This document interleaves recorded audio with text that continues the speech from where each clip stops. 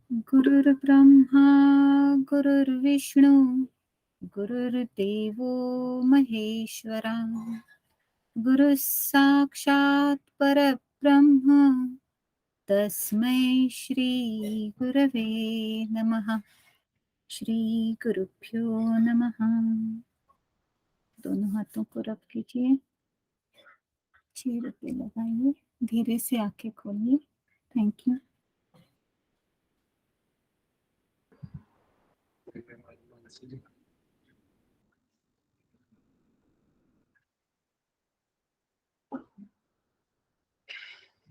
Research methodology में last कक्षा में हमने मेजरिंग स्केल्स को देखा था, वो भी वेरिएबल्स के मेजरिंग स्केल्स को। और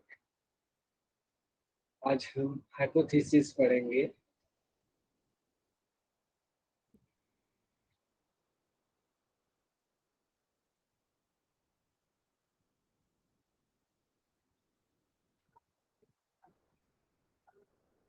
अरे स्क्रीन आपको विजिबल हो रही है? जी सर। मेजरिंग वेरिएबल्स में चरों के मापन में हमने 4 टाइप के मेनली स्केल्स की चर्चा की थी। वैसे स्केल तो और भी होते हैं, लेकिन मेनली 4 टाइप के स्केल्स को जानना हमें जरूरी है या हमने आवश्यक समझा।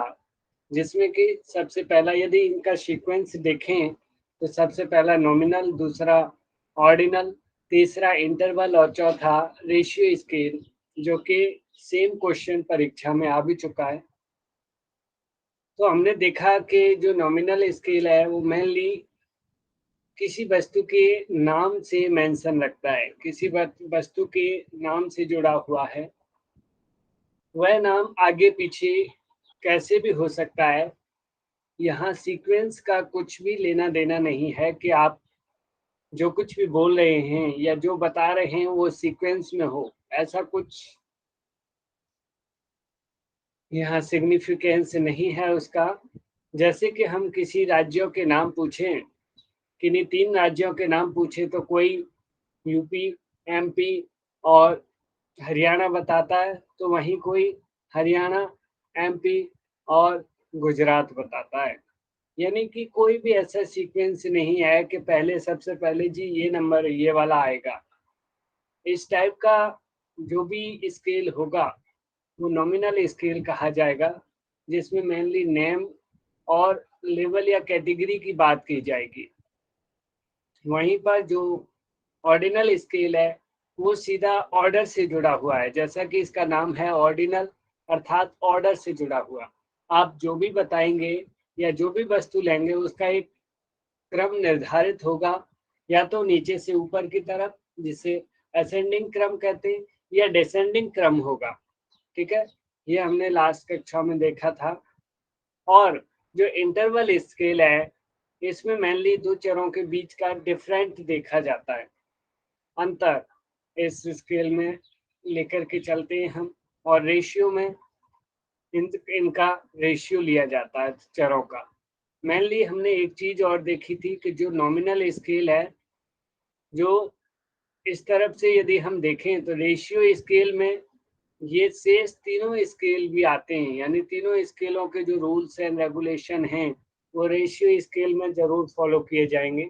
वहीं पर इंटरवल स्केल में ऑर्डिनल और नॉमिनल स्केल के रूल रेगुलेशन फॉलो होंगे, और जो ऑर्डिनल स्केल है उसमें नॉमिनल स्केल के भी फॉलो होंगे। और नॉमिनल मेनली अकेला, अर्थात सिर्फ और सिर्फ किसी वस्तु के नाम या कैटेगरी से जुड़ा हुआ होगा। ठीक है, जो कि individually quantitative value, without quantitative value, इसकी कोई भी क्वांटिटेटिव वैल्यू नहीं होगी, अर्थात इसमें नंबरिंग या संख्या नहीं होगी। जैसे मेल और फीमेल का ग्रुप, यहाँ पे फीमेल मेल बोले कोई दिक्कत नहीं है। तो none of them have any numerical significance, कोई भी नंबरिंग सिग्निफिकेंस इनका नहीं होता। किसका? नॉमिनल स्केल का। और भी इसके एग्जांपल्स हमने देखे थे, मेल फीमेल, स्टेट्स के नेम में एमपी, यूपी, एपी, हरियाणा, कुछ भी आप आगे पीछे रख सकते हो। कलर्स पूछे जाएं तो जरूरी नहीं है हर व्यक्ति रेड से ही स्टार्ट करेगा, कोई भी पूछेगा आप रेड ऑरेंज ब्राउन या ब्राउन ऑरेंज रेड इस तरीके से कुछ भी बता सकते हो। रिलीजियस जो प्रेफरेंसेस हैं उनको, या हिंदू बुद्धिस्ट मुस्लिम या बुद्धिस्ट मुस्लिम हिंदू आदि कैसे भी बोला जा सकता है। ऐसा कोई यहाँ सीक्वेंस से निर्धारित से तात्पर्य नहीं है। जो ऑर्डिनल स्केल था उसमें सीक्वेंस को विशेष फॉलो किया जाता है। जिस तरीके से how do you feel now, यदि आपसे ये पूछा जाए तो आप एक क्रम में आंसर दोगे। वेरी अनहैप्पी, बहुत अनकंफर्टेबल महसूस कर रहा हूँ। अनहैप्पी, नाखुश महसूस कर रहा हूँ। ओके ठीक है, अच्छा महसूस कर रहा हूँ। हैप्पी, उससे भी अच्छा महसूस कर रहा हूँ। और वेरी हैप्पी अर्थात बहुत अच्छा महसूस कर रहा हूँ। ठीक है, इस टाइप से हम आंसर करेंगे। ऑर्डिनल स्केल में और भी जैसे फर्स्ट सेकंड थर्ड इस तरीके से रैंकिंग होगी, ना कि सेकंड थर्ड फर्स्ट बोला जाए। इसे आप एक क्रम में ही रखोगे। और जैसे सोशल इकोनॉमिक स्टेज को यदि देखते हैं तो पुअर, मिडिल क्लास, रिच, और रिच से भी फिर और बड़े रिच जो होते हैं उस टाइप से हम इन्हें रखते हैं। ठीक है, और वहीं पे ये इंटरवल स्केल में जो वेरिएबल्स का डिफरेंट यहाँ देखा जाता है, जैसे 80 डिग्री सेल्सियस और 100 डिग्री सेल्सियस का जो डिफरेंट है वो 20 डिग्री, और 60 डिग्री का और 80 डिग्री का जो डिफरेंट है वो वैल्यू में, संख्या में जो है वो भी 20 डिग्री है। लेकिन वास्तविक इनका जो मान है, वास्तविक जो वैल्यू है वो कुछ अलग है। ठीक है, उसके साथ साथ हमने यहाँ पे जो रेशियो स्केल है, वो रेशियो स्केल में नेम भी आता है, ऑर्डर भी आता है, और इक्वल डिफरेंस भी आता है। They also have an absolute zero अर्थात, और यहाँ पे इसके साथ साथ आप उसे एक रेशियो में, अनुपात में निर्धारित कर पाएंगे, जैसे हाइट एंड वेट का रेशियो।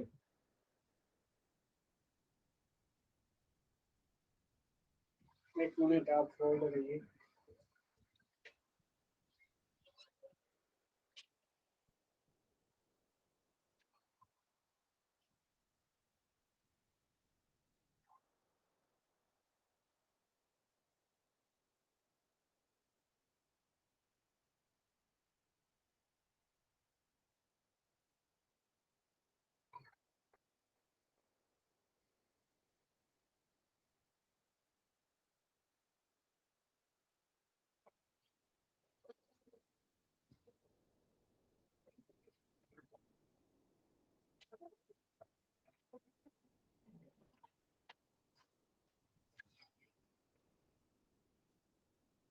तो हमने यहाँ पे ये मेजरिंग स्केल्स को देख लिया था।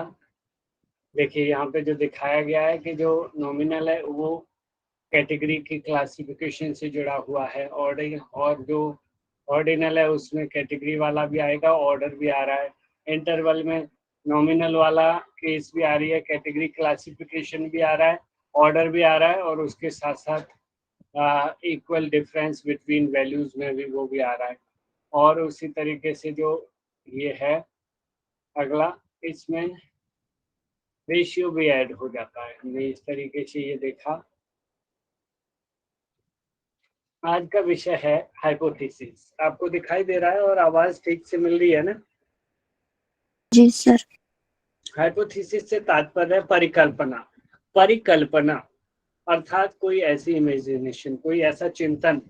वैसे इसका हिंदी अर्थ देखें तो परिकल्पना को यदि तोड़े हम तो परि प्लस कल्पना। परि का मतलब होता है पूर्व, अर्थात किसी चीज से पूर्व। कल्पना अर्थात चिंतन करना, पूर्व चिंतन, अर्थात प्लानिंग बिफोर वर्क, किसी काम को करने से पहले उसके विषय में चिंतन करना। किसी कार्य को करने से पहले उसके विषय में चिंतन कर लेना परिकल्पना कहलाता है, या हाइपोथेसिस कहलाती है। होता क्या है कि अनुसंधान कार्य के परिणाम और निष्कर्ष प्राप्त करने से पूर्व, जो परिणाम और निष्कर्ष आने से पूर्व इस संबंध में किया गया चिंतन हाइपोथेसिस कहलाता है। कि आखिर परिणाम या निष्कर्ष क्या आने वाला है, वो यदि हम चिंतन कर रहे हैं, हम जिस कार्य को करने जा रहे हैं उसका क्या परिणाम रहने वाला है। मैं आज नेट जेआरएफ की तैयारी शुरू करने जा रहा हूँ, इसका क्या परिणाम रहने वाला है। कि मेरा JRF क्लियर होगा, ये मैं पहले से ही इसकी परिकल्पना या पूर्व चिंतन कर ले रहा हूँ।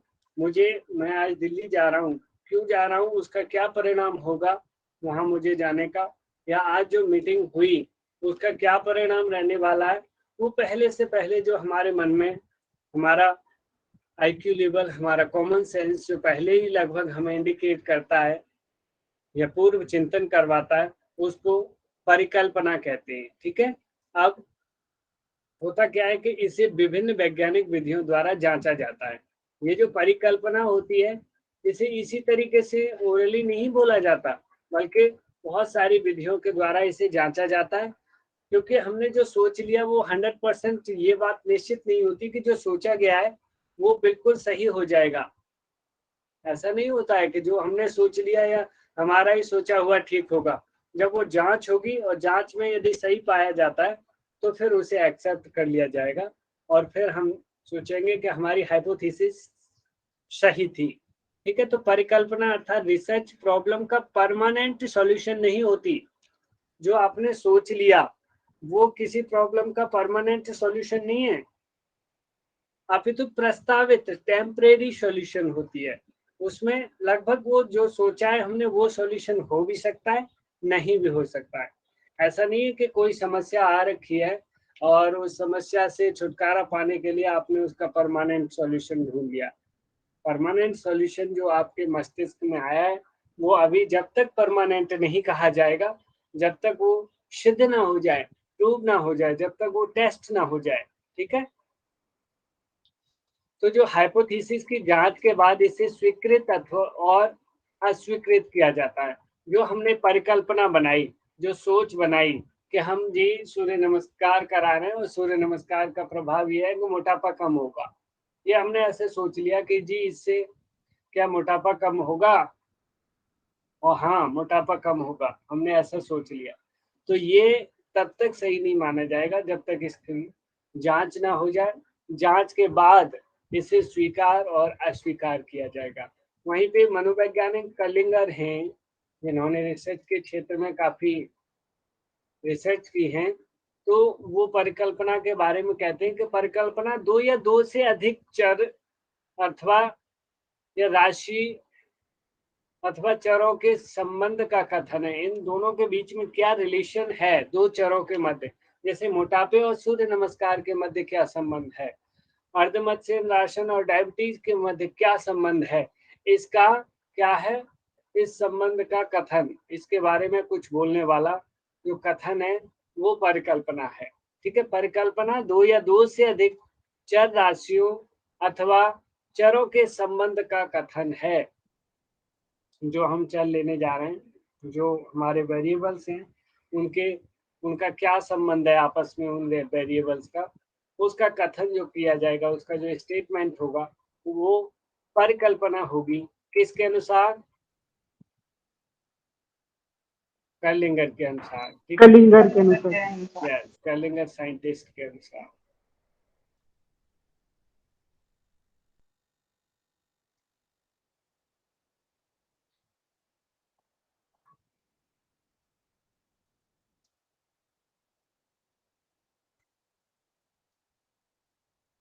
ये कर्लिंगर साइंटिस्ट की यहाँ चर्चा की जा रही है। अब इसके बाद हाइपोथेसिस को यदि देखें हम, तो मेनली हाइपोथेसिस को इंग्लिश में देखें तो दो वर्ड्स में हाइपो प्लस थीसिस में इसको डिवाइड किया गया। तो हाइपो का मतलब होता है बिना परखा हुआ या बिना जांचा हुआ, यानी कोई ऐसी चीज जो हमने जांची नहीं है अभी तक, जिसे परखा नहीं है, देखा नहीं है, सिर्फ उसके विषय में सोचा है, सिर्फ उसके विषय में सोचा है, चिंतन किया है, न कि उसे अभी परखा है न जांचा है। तो हाइपो का मतलब होता है बिना सोचा हुआ, बिना परखा हुआ। और थीसिस का मतलब होता है जिसमें किसी प्रॉब्लम के सॉल्यूशन के बारे में बताया गया हो। थीसिस से तात्पर्य है किसी प्रॉब्लम का सॉल्यूशन, और वो भी कैसा सॉल्यूशन, बिना परखा हुआ या बिना जांचा हुआ सॉल्यूशन। इसका ये शाब्दिक अर्थ है। तो ऊपर हम हाइपोथेसिस कुल मिलाकर के समझ गए कि जो हमारी रिसर्च है और उस पूरी रिसर्च का जो निष्कर्ष निकलने वाला है, जो परिणाम निकल के आएगा, उस परिणाम का उस परिणाम की जो चिंतन है, उसका पूर्व चिंतन, उसे परिकल्पना कहते हैं, उसे हाइपोथेसिस कहते हैं। ठीक है, क्योंकि जैसे ही हमारे पास सॉल्यूशन आती है, हर व्यक्ति के पास मोस्टली हम लोग क्या करते हैं कि हमारे सामने कोई सॉल्यूशन आई, हमारा मस्तिष्क उसका समाधान पहले से ही खटाक से मन में सुझा देता है कि इसका समाधान ये होगा, मेरी परिकल्पना ये होगी, या इससे छुटकारा ये पाया जाएगा, इसका परिणाम ये होने वाला है। ठीक है, पर लेकिन वो परिणाम हर बार ठीक हो या सत्य सिद्ध हो, ऐसा कोई निश्चित नहीं होता। वो जब पूरा प्रोसेस से गुजरने के बाद, जांच होने के बाद जब पाया जाता है, तब उसे ये एक्सेप्ट किया जाएगा कि हाँ, हमारी परिकल्पना सत्य है या असत्य है। ठीक है, तो टाइप्स ऑफ परिकल्पना। अभी आपको परिकल्पना का अर्थ और डेफिनेशन समझ में आ गई है? जी सर। अब जी सर। टाइप्स ऑफ परिकल्पना को देखें तो अलग अलग टाइप्स से, कई बेसिस पे कई तरीके की परिकल्पना होती है। मेनली अभी देखिए हम तो संबंध के आधार पे परिकल्पना को 3 प्रकार का बताया गया है कि जो संबंध के आधार पे परिकल्पना होती है, वो नंबर 1 पॉजिटिव हाइपोथेसिस, सकारात्मक परिकल्पना, नेगेटिव हाइपोथेसिस, नकारात्मक परिकल्पना और नल हाइपोथेसिस अर्थात शून्य परिकल्पना। इसकी विस्तृत चर्चा आगे अभी कर रहे हैं। फिर चरों की संख्या के आधार पर परिकल्पना को देखा, ऊपर वाला संबंध के आधार पे, चरों के संबंध के आधार पे, और ये चरों की संख्या के आधार पे सिंपल हाइपोथेसिस अर्थात साधारण परिकल्पना, और कॉम्प्लेक्स हाइपोथेसिस अर्थात जटिल परिकल्पना। साइंटिस्ट मैगीगन के अनुसार ये क्वेश्चन आ चुका है। साइंटिस्ट वैज्ञानिक मैग्यूगन के अनुसार जो परिकल्पना है वो 2 तरह की है, यूनिवर्सल हाइपोथेसिस अर्थात सार्वभौमिक परिकल्पना, और एग्जिस्टेंशियल हाइपोथेसिस अर्थात अस्तित्व परक परिकल्पना। ठीक है, इसके अतिरिक्त और भी ये परिकल्पना है अन्य, जिसे फंक्शनल और रिसर्च हाइपोथेसिस कहते हैं, कार्यकारी या अनुसंधान परिकल्पना कहा जाता है, और अल्टरनेटिव हाइपोथेसिस जिसे वैकल्पिक परिकल्पना कहा जाता है, स्टैटिस्टिकल हाइपोथेसिस सांख्यिकीय परिकल्पना, और एनालॉजिकल हाइपोथेसिस सादृश्य मूलक परिकल्पना। ठीक है, अभी विस्तार से पॉजिटिव हाइपोथेसिस। सकारात्मक कल्पना किसे कहते हैं? क्या है सकारात्मक कल्पना? तो ऐसी परिकल्पना जिसका भावार्थ सकारात्मक हो, जैसा इसके नाम से इंडिकेट हो रहा है कि जिसका भावार्थ सकारात्मक होगा, वो सकारात्मक परिकल्पना होगी। इसमें होता क्या है, इसमें 2 चरों के मध्य सकारात्मक संबंध मानकर, दोनों के बीच में कैसा पॉजिटिव रिलेशन को मान के इसकी जांच की जाती है। अब वो कैसा पॉजिटिव रिलेशन? जैसे कि यदि हम कहें पुरस्कार देने से बच्चों में सीखने का उत्साह बढ़ जाता है, तो देखिए दोनों पॉजिटिव काम हो रहे हैं, सकारात्मक। यदि हमने यहाँ पे पुरस्कार देना शुरू किया तो बच्चों में क्या सकारात्मक प्रभाव दिखाई दे रहा है कि उनका सीखने का उत्साह बढ़ गया, वो और लगन से सीखना शुरू करते हैं और इच्छा से पढ़ना शुरू करेंगे। यदि किसी को हम पुरस्कार देंगे तो वो क्या होगा, और लगन से पढ़ना शुरू करेगा। तो यानी कि जो सकारात्मक प्रभाव जहां भी दिखेगा तो सकारात्मक परिकल्पना होगी। जैसे कि अच्छे विचारों से मस्तिष्क की शुद्धि हो जाती है, तो ये अच्छे विचार, अच्छी थिंकिंग सकारात्मक है, तो वहां मस्तिष्क की शुद्धि भी एक सकारात्मक प्रभाव दिखाई दे रहा है। ठीक है, इसी तरीके से हम ये सकारात्मक परिकल्पना को और भी आगे देख सकते हैं। अब जो नकारात्मक प्रभाव जो होता है परिकल्पना, उसमें क्या है, जिसका भावार्थ नकारात्मक होता है। अब इसमें क्या होता है, मोस्टली ज्यादातर एक सकारात्मक अर्थ देगा तो दूसरा नकारात्मक। इसमें 2 चरों के मध्य नकारात्मक संबंध मान के इसकी जांच की जाती है। अर्थात जैसे कैसे कहें कि मंडूकासन अभ्यास करने से मधुमेह रोग कम होता है। तो देखिए यहाँ नकारात्मक रिलेशन दिख रहा है कि यहाँ एक मंडूकासन अभ्यास और एक चीज कम हो रही है, यहाँ नेगेटिव इफेक्ट जा रहा है उसका। मंडूकासन का क्या इफेक्ट जा रहा है, यहाँ पे उसे करेगा तो दूसरी चीज कम हो रही है, तो ये रिलेशन नेगेटिव रिलेशन है आपस में। जैसे कोरिलेशन हमने देखा था ना, आपने कोरिलेशन रिसर्च पढ़ी थी आप लोगों ने? जी सर। उसमें क्या था, उसमें ये था कि यदि एक चीज बढ़ रही है और उसके साथ साथ दूसरा चर भी बढ़ रहा है, तो उसे कैसा कोरिलेशन कहते थे? पॉजिटिव। पॉजिटिव। पॉजिटिव। और इसी के साथ साथ जो दूसरा देखा हमने कि जिसमें एक पैरामीटर बढ़ रहा है और दूसरा घट रहा है, तो ये किस टाइप का नेगेटिव। कोरिलेशन था? नेगेटिव। नेगेटिव। तो सेम चीज आप यहाँ पे भी यही लगा सकते हो कि जो पॉजिटिव हाइपोथेसिस है उसमें एक पैरामीटर सकारात्मक होगा तो दूसरा पैरामीटर भी सकारात्मक होगा। इसमें क्या है कि एक चर सकारात्मक है तो उसका दूसरा चर जो है नकारात्मक जा रहा है, तो ये नेगेटिव हाइपोथेसिस है। ठीक है, आपको ये समझ में आ गया है? आप देखिए, धनुरासन करने से ओबेसिटी कम होती है, तो ये कैसी हाइपोथेसिस होगी? पॉजिटिव। पॉजिटिव। पॉजिटिव होगी? नेगेटिव होगी। Negative sorry, sir. नेगेटिव होगी। नेगेटिव हाइपोथेसिस, बिल्कुल। अब अनुलोम विलोम करने से और क्या होगा कि यहाँ पे जो हाई बीपी है वो कम होगा।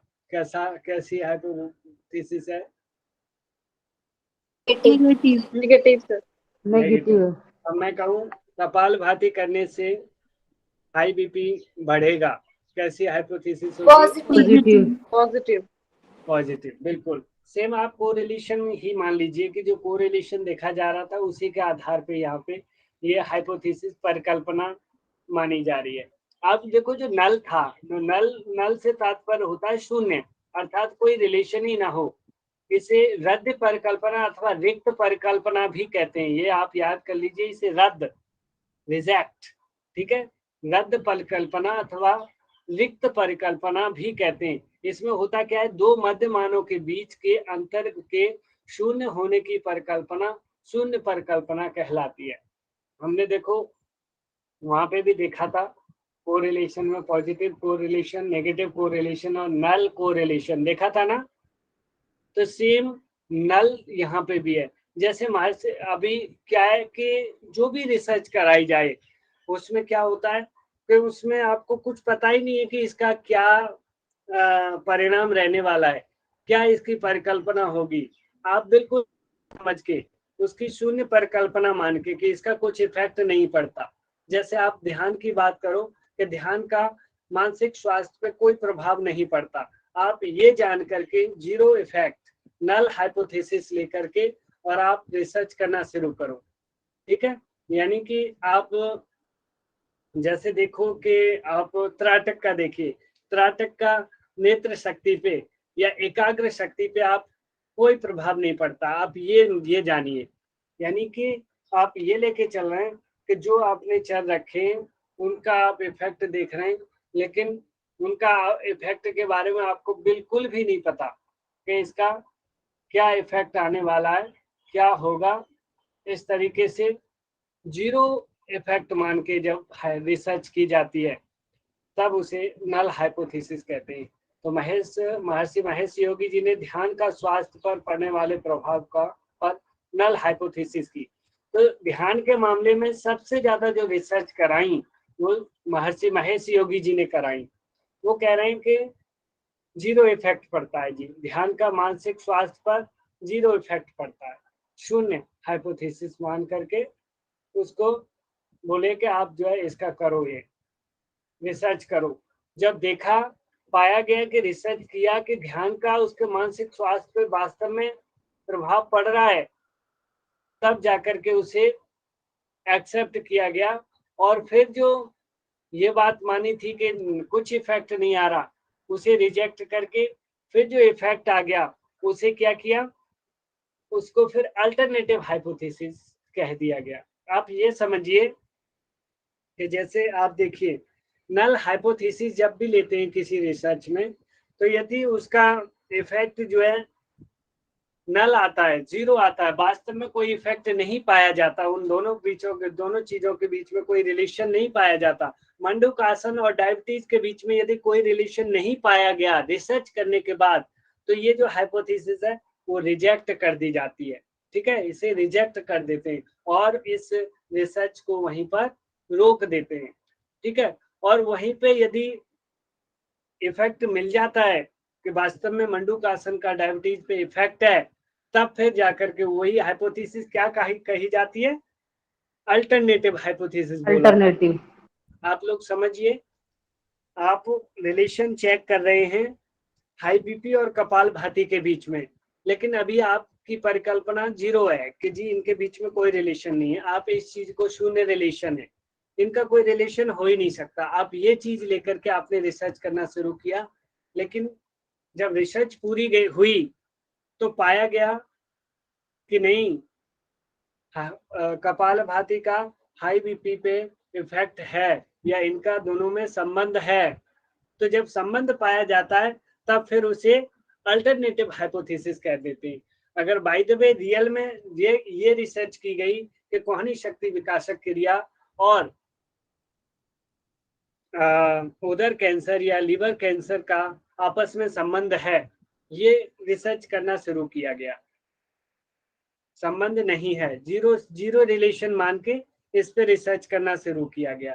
ठीक है, तो अब क्या होता है, अब जो है यहाँ देखा गया कि वास्तव में जब रिसर्च पूरी करी गई तो ये पाया गया, हाँ यार वास्तव में कोहनी शक्ति के क्रिया और लिवर कैंसर का कोई भी रिलेशन नहीं है। तो इस रिसर्च को वहीं पे क्या कर दिया जाता है, बंद कर दिया जाता है। बंद कर दिया जाता है, क्योंकि कोई फायदा ही नहीं है भैया, रिलेशन ही नहीं मिल रहा, बिल्कुल नल रिलेशन है। तब उसे कहते हैं इनके बीच में क्या रिलेशन है, नल रिलेशन, जीरो रिलेशन पाया जा रहा है। ठीक है, तो ये रहता है सिस्टम। और यदि रिलेशन मिल जाता है तो फिर उसी को क्या कह देते हैं हम, अल्टरनेटिव हाइपोथेसिस। उसी को फिर अल्टरनेटिव हाइपोथेसिस मान करके रिसर्च को आगे बढ़ाया जाता है। नहीं जी रिलेशन है, करो, आगे बढ़ाओ, इसे पूरा करो, देखो कितना कि गहराई का रिलेशन है, क्या परिणाम निकल के आ रहा है, क्या निष्कर्ष निकल रहा है नहीं। आप लोग ये समझ पा रहे हो नल हाइपोथेसिस जो मैं समझाने की कोशिश कर रहा हूँ? जी सर। जी सबसे सर। पहले जो रिसर्च शुरू की जाती है वो रिसर्च जीरो रिलेशन मान के शुरू की जाती है कि इनके बीच में कोई रिलेशन ही नहीं है जी, हम रिसर्च कर रहे हैं। ठीक है, अब रिसर्च करने के बाद जैसे ही परिणाम आता है रियल में ही जीरो रिलेशन पाया जाता है, शून्य, उनमें कोई रिलेशन पाया ही नहीं जाता, तब फिर उस रिसर्च को क्या कर दिया जाता है, रद्द कर दिया जाता है, उसे बंद कर दिया जाता है कि इस रिसर्च को बंद करो, इसका कोई रिलेशन ही नहीं है, इसका कोई औचित्य ही नहीं है आपस में। और यदि वास्तव में उसका रिलेशन पा लिया जाता है, देखिए ध्यान का महेश योगी जी ने बहुत सारे रिसर्च कराई और डॉक्टर्स को वो बोलते थे, डॉक्टर्स मानते नहीं थे, अरे कैसे हो सकता है इस ध्यान का ऐसे बैठे रहने से, क्या उसका मानसिक स्वास्थ्य पे प्रभाव पड़ेगा, क्या रिलेशन होगा, कोई रिलेशन नहीं है। उन्होंने अपनी तरफ से पैसे खर्च करे और उन्हें दिए, बोले कि आप रिसर्च करना शुरू करो, आप रिसर्च करो, आप जीरो रिलेशन मानिए, कोई रिलेशन नहीं है, लेकिन मैं पैसे दे रहा हूँ, आप खर्च करो। जब रिसर्च करी गई, पाया गया, टेस्ट हुए, तो देखा कि वास्तव में परिणाम दोनों के बीच में रिलेशन है, तो फिर उस रिसर्च को आगे बढ़ाया गया और फिर वहां पे उस हाइपोथेसिस को क्या कहा गया, कौन सी हाइपोथेसिस कहा गया, अल्टरनेटिव। सर Alternative इसको अल्टरनेटिव हाइपोथेसिस तो बोल दिया, तो फिर इसमें सर जैसे कि क्या मतलब पॉजिटिव होगा या नेगेटिव होगा, वो चीज भी देखेंगे, सिर्फ इसका अल्टरनेटिव। पॉजिटिव नेगेटिव वाले के लिए फिर नहीं जाना है आपको। पॉजिटिव नेगेटिव तो वहां पे दो चीज ही होंगी, या तो एक चीज या तो सकारात्मक संबंध होगा या नकारात्मक संबंध होगा, लेकिन उसी संबंध को वहां सकारात्मक नकारात्मक ना कह के अल्टरनेटिव हाइपोथेसिस कही जा रही है। क्यों ऐसा कहा जा रहा है, क्योंकि हमने जीरो रिलेशन माना था, वहां जीरो शून्य रिलेशन नहीं है, वहां तो वास्तव में रिलेशन है। अब कैसा रिलेशन है वो चीज अलग हो सकती है कि पॉजिटिव अल्टरनेटिव हाइपोथेसिस है या नेगेटिव है, वो विषय अलग हो सकता है, लेकिन वहां रिलेशन है दोनों का।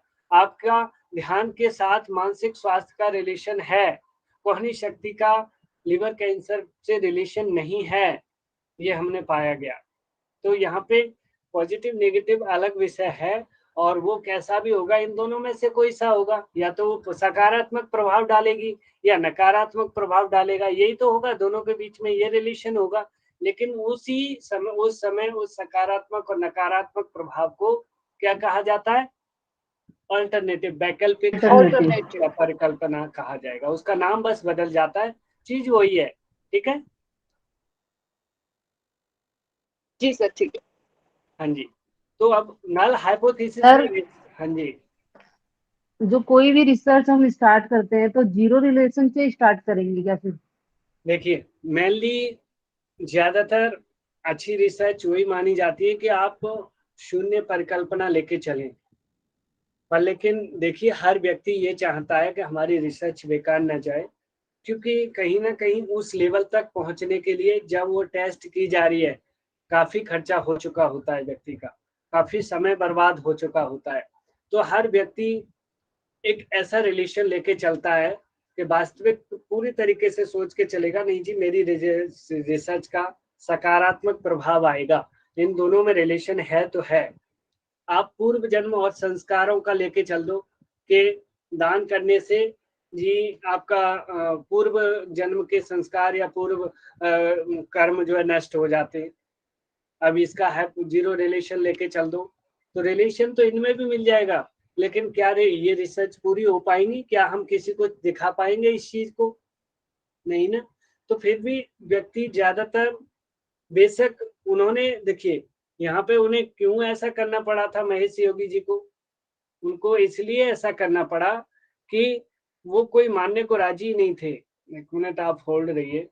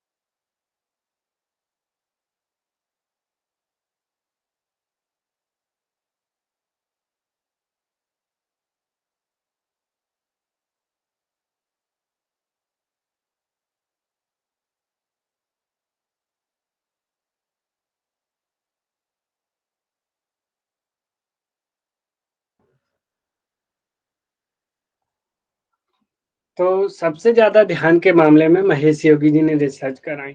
वो डॉक्टर्स को बोलते जी थे कि जी इसके बीच में रिलेशन है, कोई मानने को राजी नहीं होता था। उन्होंने अपनी गांठ से पैसे खर्च किए, उन्होंने किया मैं खर्चा उठाऊंगा, आप जीरो रिलेशन मान के रिसर्च करिए। जब रिसर्च की गई तो वास्तव में पाया गया या इसके साथ में रिलेशन है, मेंटल हेल्थ और मेडिटेशन का आपस में रिलेशन है। ठीक है, तो ये चीज यहाँ पे इस तरीके से देखी गई। तो तो सर इसे उनके साथ तो ये प्रॉब्लम थी, लेकिन मान लीजिए कि जैसे मान लीजिए कि हम थायराइड से कर रहे हैं और उज्जाई प्राणायाम से कर रहे हैं कि भाई उज्जाई प्राणायाम का थायराइड पे इफेक्ट देख रहे हैं, तो हमें पता है कि भाई उज्जाई प्राणायाम तो वर्क करता है, तो वहां पर हम नल क्यों लेंगे? वहां तो हम यही कहेंगे ना कि भाई काम करेगा। ये वो पूछना चाह रही हूँ मैं। देखिए वो आपको कैसे पता अल्टरनेटिव लगा? होगी वो। नोरा जी कैसे पता लगा आपको? क्योंकि आप इस विषय में पहले से जानते हैं, आपके पास ज्ञान है कि जी सर, तो ऐसे तो इस विषय में महेश योगी जी भी तो रिसर्च। जानते थे ना सर। हाँ लेकिन वो तो क्या है कि वो जानते थे इसीलिए तो उन्होंने रिसर्च कराई। लेकिन आप जिससे रिसर्च करा रहे हो या जिसको ये सिद्ध करवाना चाह रहे हो, आप रिसर्च, इतनी सारी रिसर्च अकेले तो नहीं कर लोगे।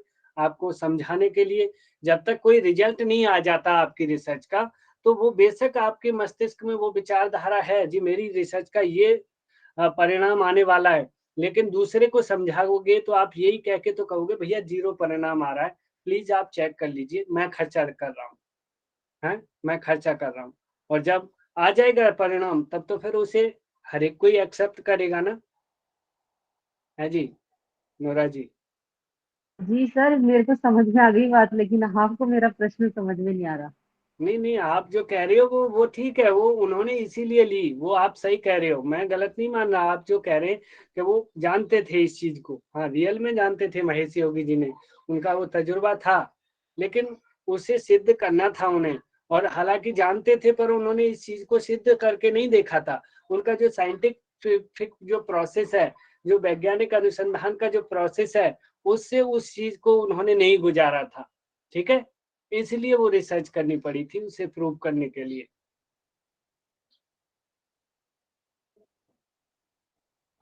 इसलिए वो नल हाइपोथेसिस लेके गए थे, समझा था उसे कि ये नल रिलेशन है इनके बीच में, लेकिन वहां पॉजिटिव रिलेशन पाया गया था।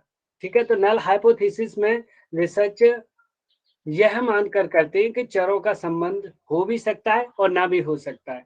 यानी ये माना जाता है कि शून्य रिलेशन है, अर्थात हो भी निकल भी आए रिलेशन और ना भी निकले, कोई ऐसा निश्चित नहीं है। जब कोई संबंध नहीं पाया जाता तो हाइपोथेसिस को रिजेक्ट कर दिया जाता है। जैसे देखा था ना हमने कि कौनी शक्ति और लीवर के बीच में कोई रिलेशन नहीं पाया गया, हाइपोथेसिस रिजेक्ट कर दी और इसे नल हाइपोथेसिस बोल दिया, और इस स्थिति में अनुसंधान कार्य को बंद कर दिया गया, रोक दिया गया। फिर उस हाइपोथेसिस को नल हाइपोथेसिस, और यदि रिलेशन पाया गया दोनों में और संबंध पाए जाने पे हाइपोथेसिस पर आगे कार्य होता है, और फिर उस हाइपोथेसिस को नल हाइपोथेसिस कहते हैं। ठीक है, नल हाइपोथेसिस कहते हैं, न कह के अल्टरनेटिव हाइपोथेसिस कहते हैं। ठीक है, फिर उसे क्या कहा जाता है? Alternative hypothesis. जैसे प्राणायाम एवं थायराइड। हाँ जी। हाँ सर, एक बोलना था सर मुझे कि नोरा जी ने क्वेश्चन किया था ना अभी। हाँ, तो उसमें क्या होता है कि उन्होंने पहले एक परिकल्पना की ना कि इससे जो थायराइड पे जो उज्जाई प्राणायाम है ना, वो प्रभावित होता है। क्योंकि जो पहले हमने परिकल्पना कर रहे हैं ना कि संभावित परिकल्पना क्या है, तो संभावित समाधान ढूंढना होता है। तो हमने पहले जो परिकल्पना की, तो उन्होंने पहले ही परिकल्पना कर ली कि इसका प्रभाव पड़ता है, तो वो कार्यकारी हो जाती है। तो वो परफेक्ट जब हो जाएगी ना, परिकल्पना सिद्ध हो जाएगी, तो शून्य तरफ हम जाते ही नहीं है, मतलब शून्य आती ही नहीं है।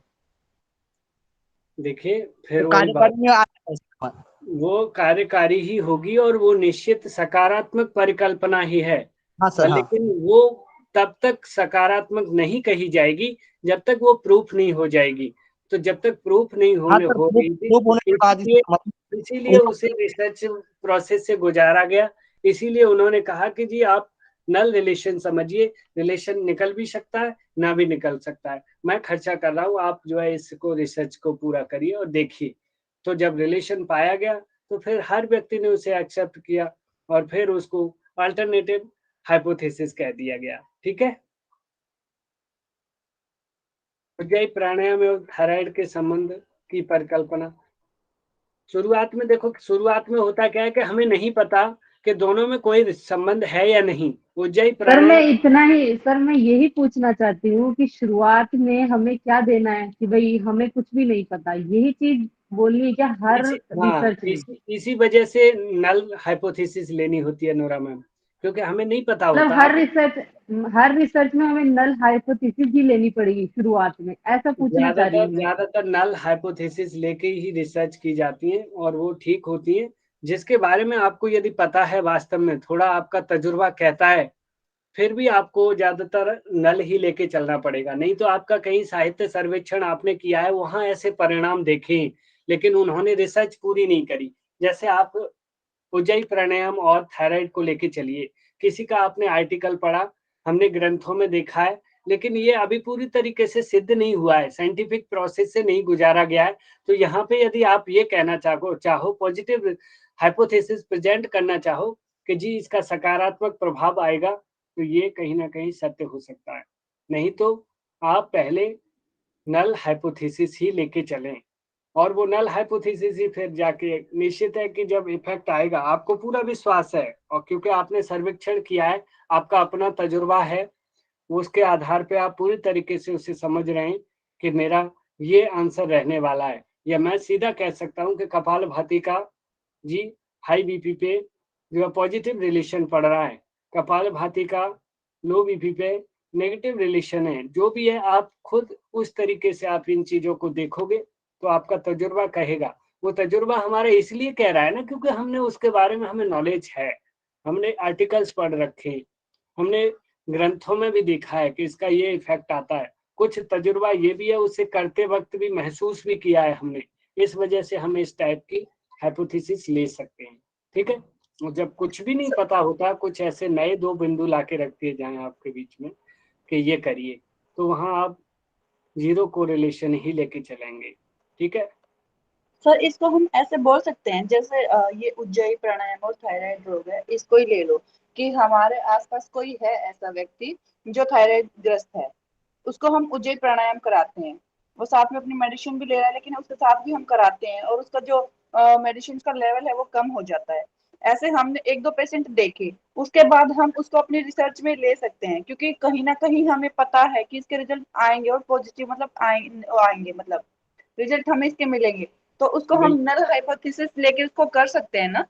बिल्कुल बिल्कुल, आपका तजुर्बा वहाँ इतना आपको ये पता लग गया ना कि आप जो क्रिया करा रहे हो या आप जो प्राणायाम करा रहे हो वो बेशक मेडिसिन भी खा रहा है, लेकिन कहीं ना कहीं उसकी मेडिसिन की क्वांटिटी कम हुई है। तो इसका मतलब ये हमारा जा रहा है कि हमारी जो उज्जयी प्राणायाम है वो उसका रिलेशन तो कुछ तो है।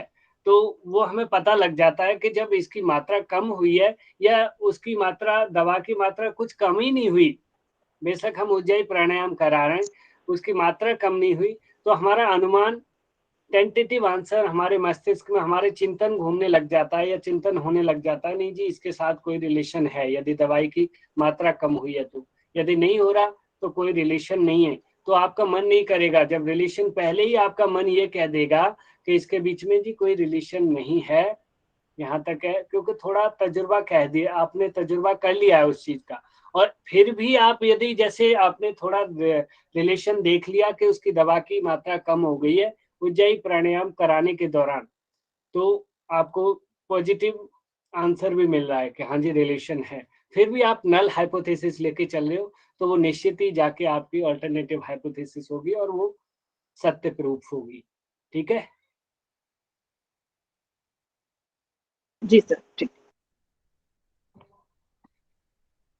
तो देखो जैसे क्या होता है, शुरुआत में हमें नहीं पता कि दोनों में कोई संबंध है या नहीं, किस किस में, उज्जयी प्राणायाम और थायराइड में। आगे इस पर कार्य किया गया और पाया गया कि उज्जयी प्राणायाम करने से थायराइड रोग में लाभ मिल रहा है, उसके T3 T4 हार्मोन्स पे बदलाव आ रहा है, ये चीज हमने पाया। तो अब इस रिसर्च को मान्यता मिलेगी, इसे एक्सेप्ट कर लिया जाएगा। ठीक है, और इसे अल्टरनेटिव हाइपोथेसिस कहेंगे। पहले हम जीरो मान के चल रहे थे कि कोई रिलेशन नहीं हो भी सकता है, नहीं भी हो सकता, ये चीज करके चल रहे थे।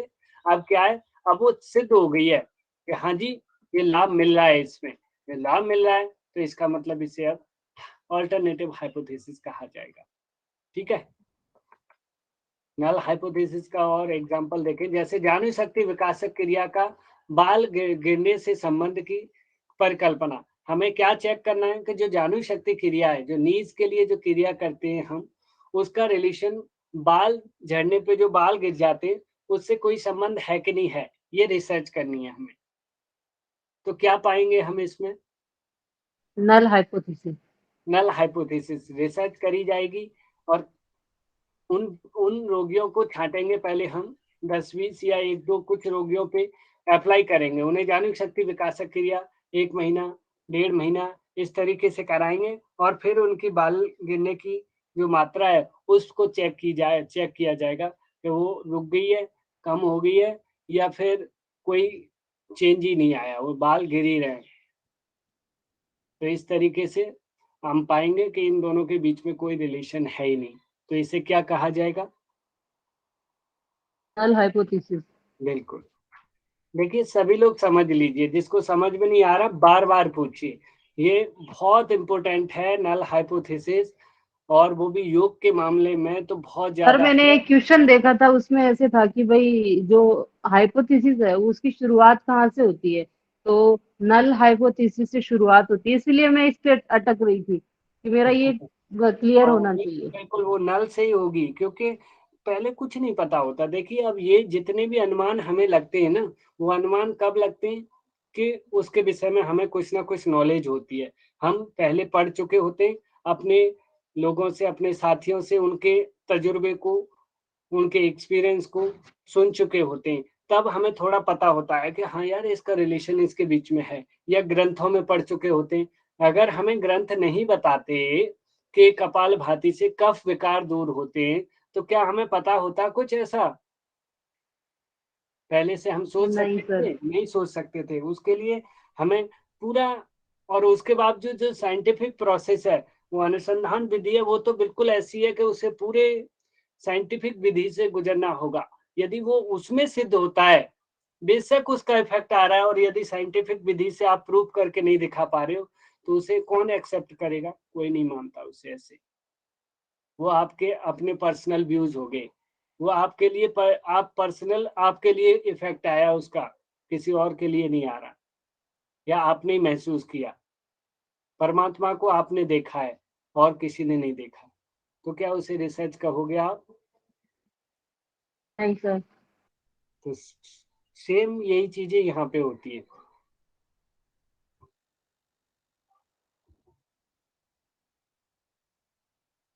सिर्फ आप ये समझ लीजिए कि ये सोच के रिसर्च स्टार्ट की जाती है कि इन दोनों का रिलेशन निकल भी सकता है और नहीं भी निकल सकता।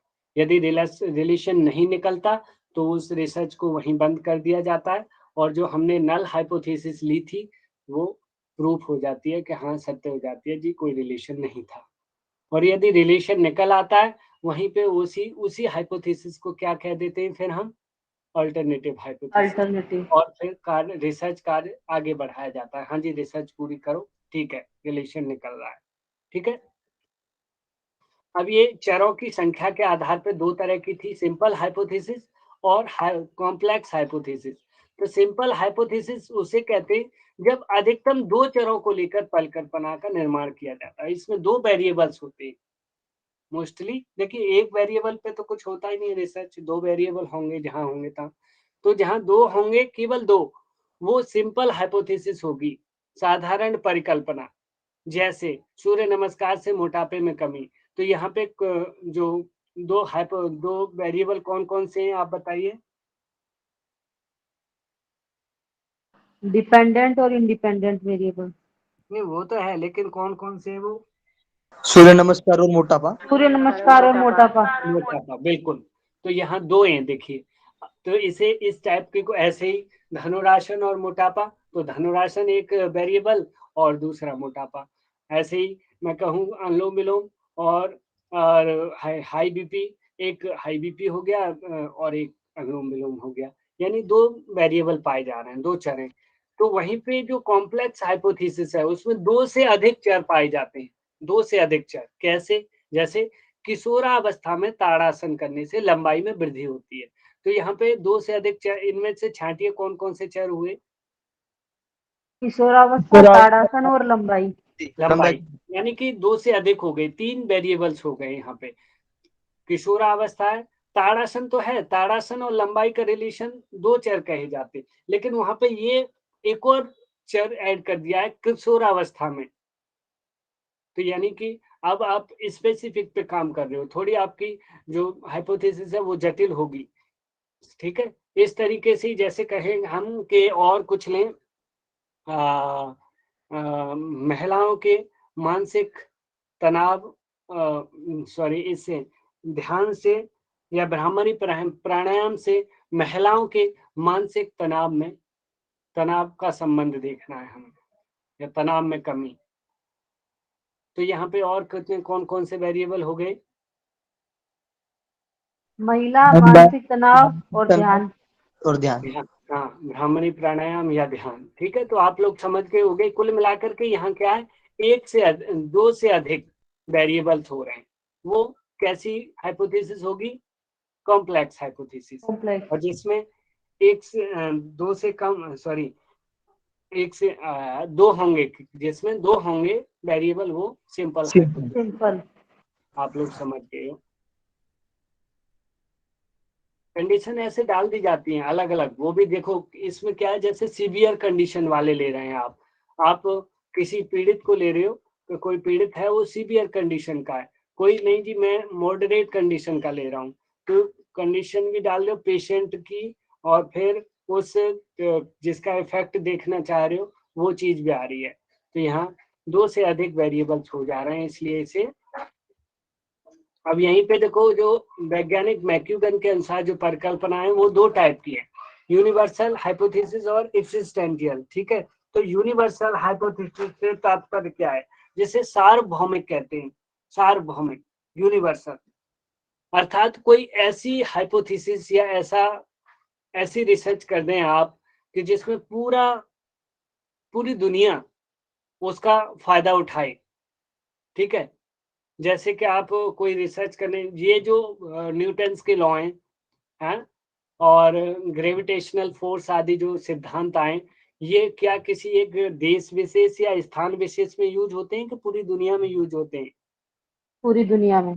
तो इस टाइप के जो हाइपोथेसिस को कैसा कहेंगे? यूनिवर्सल हाइपोथेसिस कहा जाएगा। अब जैसे ओम के उच्चारण से मानसिक तनाव या मानसिक स्वास्थ्य में वृद्धि होती है, तो ये किस टाइप की हाइपोथेसिस होगी? एक्सिस्टेंशियल। एक्सिस्टेंशियल क्यों होगी भाई? इसे तो कोई भी कर लेगा, कहीं का भी करेगा तो सबके पे वो इफेक्ट आएगा ना। यूनिवर्सल यूनिवर्सल होगा, क्योंकि ओम है, ओम कोई भी बोलेगा, कहीं का भी व्यक्ति बोलेगा, उसके हर व्यक्ति के मानसिक तनाव में कमी होगी। ठीक है, और जो एक्सिस्टेंशियल जो होगी वो देखिए, वो ऐसी हाइपोथेसिस जिसकी एक निश्चित विशेषता होती है, इसे एक्सिस्टेंशियल हाइपोथेसिस कहते हैं। जैसे किसी कक्षा में सीखने की प्रक्रिया में कम से कम, देखो ऐसा होता है, कुछ जो व्यक्ति विशेष से जुड़ी होगी, कम से कम एक बालक ऐसा होगा जो पुरस्कार के बजाय दंड से सीखता है। कुछ बच्चे कक्षा में 1-2 ऐसे होंगे कि सारे बच्चे ज्यादातर पुरस्कार देने से सीख रहे हैं, लेकिन उसको जब तक पिटाई नहीं की गई, उसको दंड नहीं दिया गया, वो सीखेगा नहीं। होता नहीं होता, कुछ ऐसे होते हैं। जी सर। तो वो एग्जिस्टेंशियल होते हैं, अस्तित्व परक, वो उसके अस्तित्व से जुड़ा हुआ है, वो भी किसी व्यक्ति विशेष के, किसी एक या दो से। वो ऐसा नहीं है कि जो सार्वभौमिक हो, सभी के लिए जो यूज कर सके या सभी के लिए लाभकारी हो। ठीक है, तो इस टाइप के हाइपोथेसिस को क्या कहा जाएगा? एक्सिस्ट हिंदी में क्या है सर? हाइपोथेसिस। हाँ जी, और ये किसने 2 टाइप्स बताए, कौन से साइंटिस्ट ने? मैक्यूलर ने। मैक्यूलर। हाँ जी, मैक्यूलर में। सर सेकंड नंबर का हिंदी में क्या है सर? सेकंड नंबर का कौन सा? ये अस्तित्व परक, व्यक्तित्व परक। अस्तित्व परक। यहाँ देखिए, ये अस्तित्व परक जो किसी व्यक्ति विशेष से जुड़ा होगा। व्यक्तित्व परक, व्यक्तित्व परक नहीं, अस्तित्व। हाँ तो सर व्यक्ति से किसी व्यक्ति विशेष से अस्तित्व बोलिए, व्यक्तित्व परक मत बोलिए, क्योंकि व्यक्तित्व तो ओके सर अलग चीज है। बाकी कुल मिलाकर के यहाँ पे जैसे ऐसा ही आप एग्जांपल लीजिए कि बाकी सबको ज्यादातर क्या होता है, जैसे ध्यान करा रहे हो आप, 10 लोगों को ध्यान करा रहे हो, 10 लोगों का मानसिक खुशी मिल रही है, लेकिन उनमें से एक ऐसा है कि वो और ज्यादा इरिटेट हो गया है, और ज्यादा दुखी परेशान हो गया है। तो इस टाइप की जो रिसर्च है या इस टाइप की जो हाइपोथेसिस होगी, उसे एक्सिस्टेंशियल होंगे कहेंगे। ठीक है, क्योंकि बाकी सब पे कुछ एक बड़े संख्या में कुछ अलग इफेक्ट आ रहा है, और किसी व्यक्ति विशेष पे उसका अलग इफेक्ट आ रहा है। सभी बच्चों को पुरस्कार बांटे जा रहे हैं, वो खुशी खुशी और ज्यादा पढ़ रहे हैं, लेकिन एक है कि जब तक उसकी पिटाई नहीं की जा रही, जब तक उसे दंड नहीं दिया जा रहा, वो पढ़ाई नहीं कर रहा। ठीक है,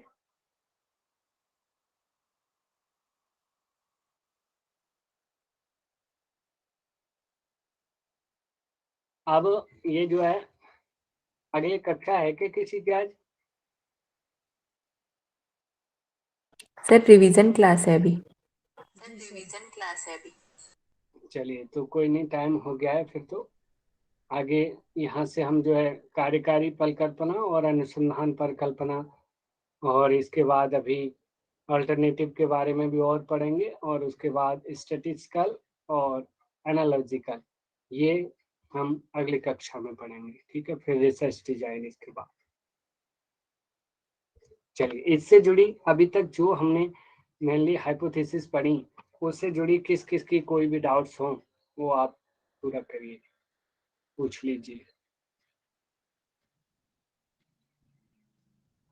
सर मैकमिलन खाली वो लास्ट वाला एंड कलिंगर वो हाइपोथेसिस को ये किया था ना सर, इन्वेंट किया था। देखिए इन्वेंट वगैरह तो ये है, देखिए ये सब उनके अनुसार परिभाषा है, उन्होंने अपनी परिभाषा दे दी, तो उनके अनुसार ये परिभाषा है।